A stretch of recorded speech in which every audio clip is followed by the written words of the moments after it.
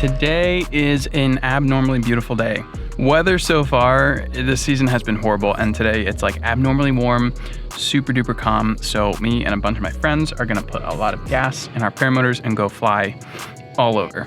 This will probably be my last flight in New Jersey before I head west on a road trip. I already did a skydive today, which I want to tell you guys about while we fly around. And yeah, we're just gonna go up and enjoy the sky. That's the cool thing about my job making YouTube videos. I get to just go paramotor and show you guys how cool paramotoring is. So let's do that.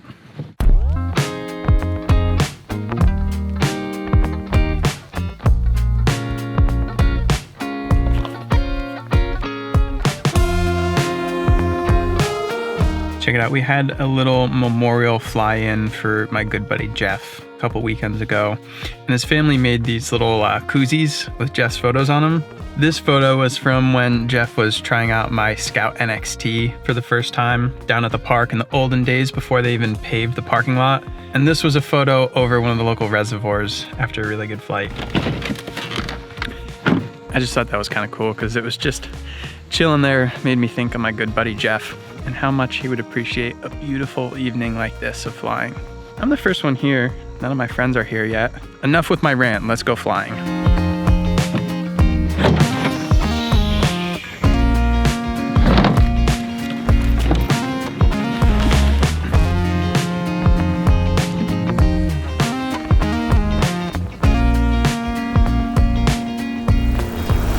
Alrighty, first stop of our mission is the legendary reservoir. I have two topics I want to ramble on today about, and the first topic is my skydive I did earlier today, right before we got here.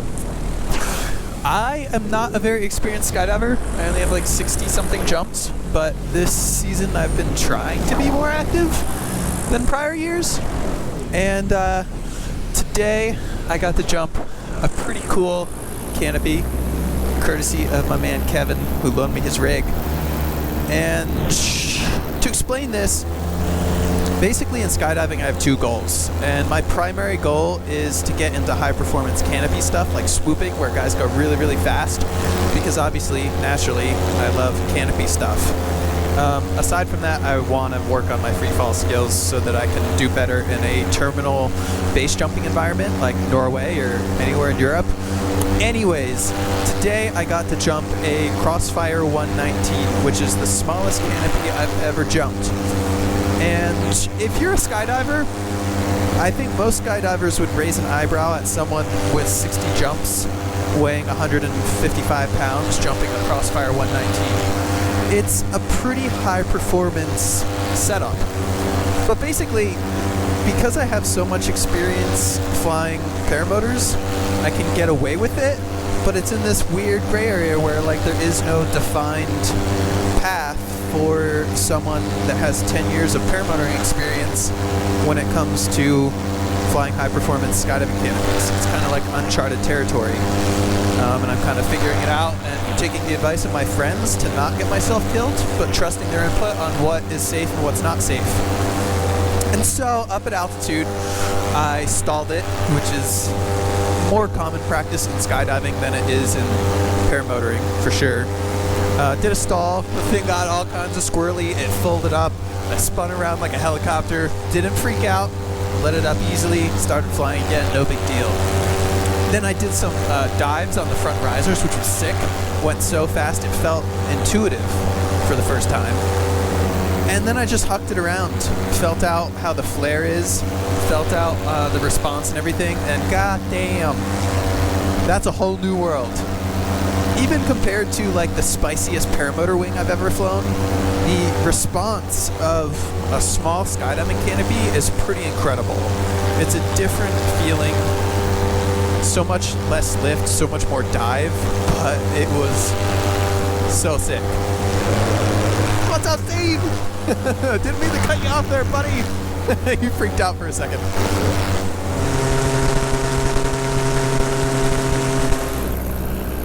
So this is the legendary Quarry, and I'm going to show you guys the most spectacular, fun thing ever, which is diving down the Quarry. Oh, there's dudes on dirt bikes. Yeah, they're going to be so stoked. Okay, watch this. There's dudes right at the top with dirt bikes.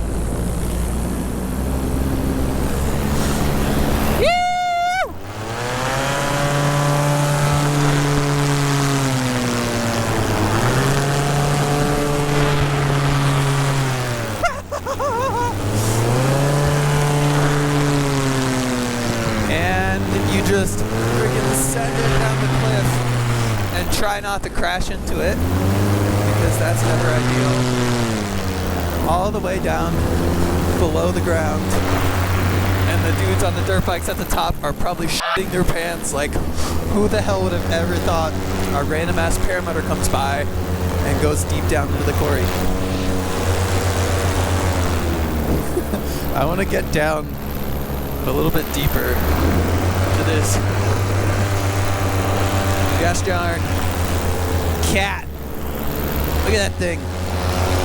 It's a nice digger and a nice waterfall, and I don't want to get myself boxed in down here, but it kind of smells like diesel fuel or exhaust.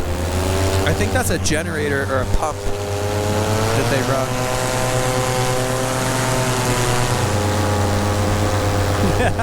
That's so sick. I can't imagine their perspective. Sorry. I don't know if this is wrong, but oftentimes I do wish that my motor would die at particular points in time, or I'd have like a really challenging emergency landing just so that I could test my skills.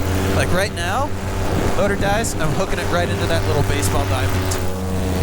I mean, this farm would be a much easier option, but I feel like it'd be so gangster to be like, oh, my motor died, and put it down right at home plate. I'd be so stoked. Or I'd it up and I'd crash into the fence and get severely hurt. So the other thing I want to talk about tonight is the Icarus race and the long distance paramotor cross country style flying, because if you guys have been following along in the paramotor world, they just did an 1100 mile, not necessarily, they didn't call it a race, but a flight from I think like Lake Tahoe area to somewhere in Utah. And people often ask me if I'll ever do another Icarus race, and my answer is always the same. The short answer is yes, but my stipulation is that I would be very, very conservative. Reason being, hey, that's a buck. What's up, guy?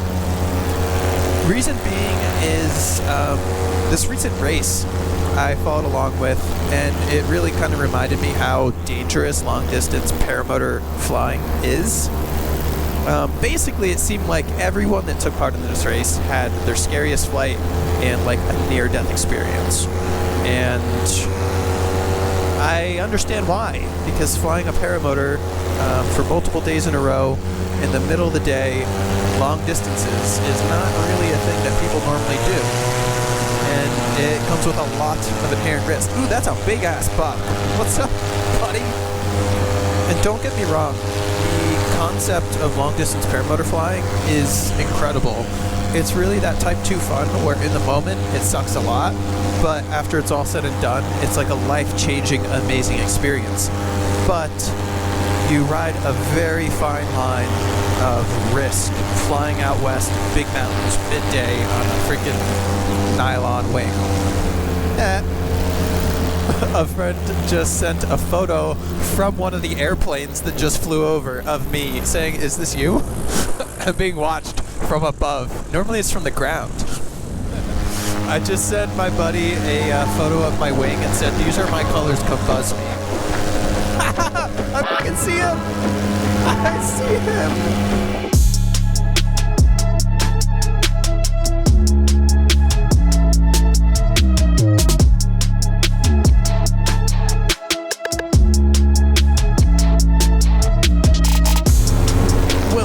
Directly into his wake. Oh, I just hit something. Shit, my pants.